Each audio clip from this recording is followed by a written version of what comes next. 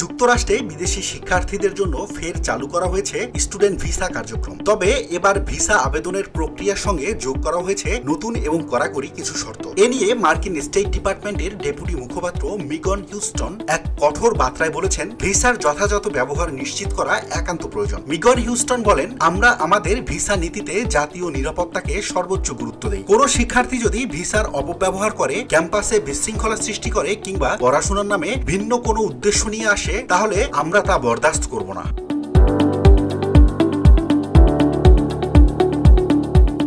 Houston মনে করিয়ে দেন, visa শুধু যুক্তরাষ্ট্রে প্রবেশের টিকিট নয়, বরং এটি আচরণ, উদ্দেশ্য এবং সৎ প্রয়াসেরও প্রতীক। তিনি বলেন, আমরা চাই শিক্ষার্থীরা যেন লেখাপড়া করে শিখে আবারও তাদের দেশে ফিরে যায়, কোনো ধরনের বিশৃঙ্খলা কিংবা সহিংসতায় অংশ না নেয়। আমরা অন্য শিক্ষার্থীদের নিরাপত্তা এবং একটি গঠনমূলক শিক্ষা পরিবেশ বজায় রাখতে সবসময় চেষ্টা করি।